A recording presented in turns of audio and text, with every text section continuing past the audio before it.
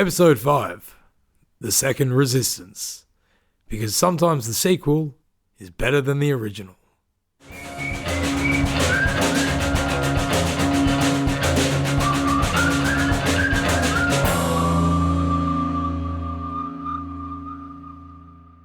After Rome, Luther was moved from the monastery in Erfurt, where he'd been, to one in a small town called Wittenberg.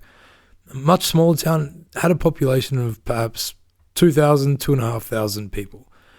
Wittenberg was in the territory of Saxony, where the ruler was the Elector of Saxony. Now, at the time, this was a guy called Frederick III.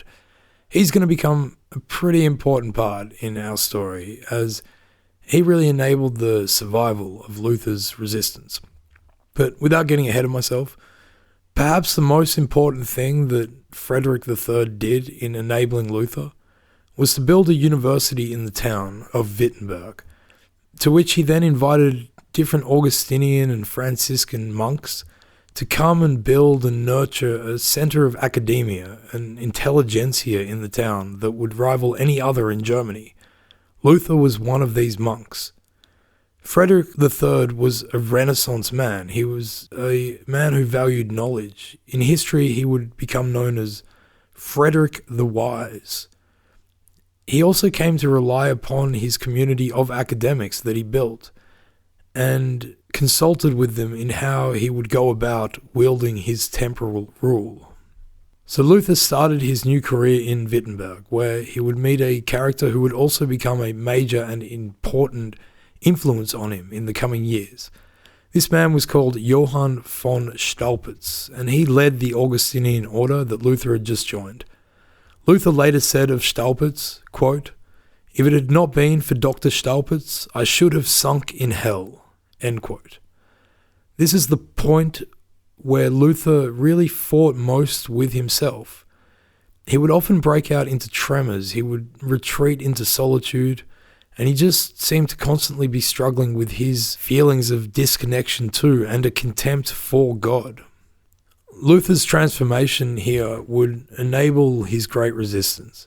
His struggle with himself would be so great that once he had resolved it, he would be fortified against all the theologians that the church was going to throw at him. Here it is in a nutshell. Luther felt that he could not ever recall all of his sins. So, no matter how much he confessed, which he did a lot, it would never be enough. He thought about God's act of dying on the cross as Jesus Christ, and he resolved that in doing this, God the Almighty had identified himself with the sins of humans. Reason and philosophy could not grasp how monumental this was. Luther reasoned that only faith could.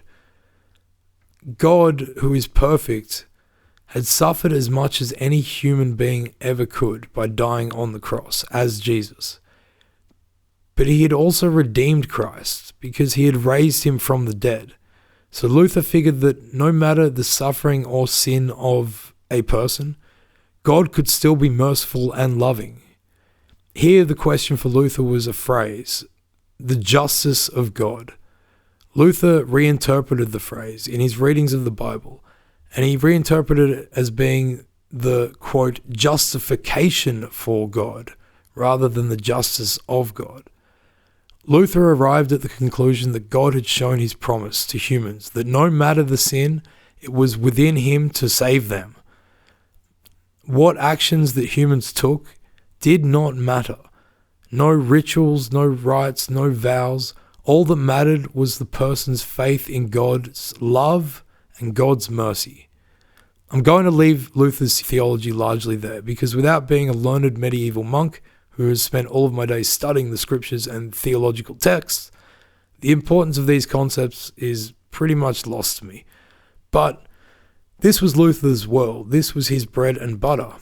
What matters for us is that he had resolved the conflict within himself.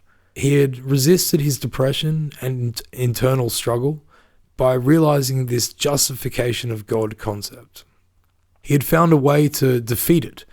Over time, his maturing theology would soon be encapsulated by the one phrase that has become famous. And that phrase was sola fides, faith alone.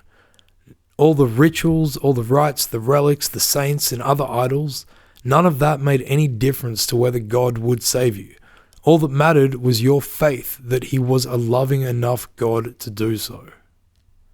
All of this had set Luther on the path as a reformer.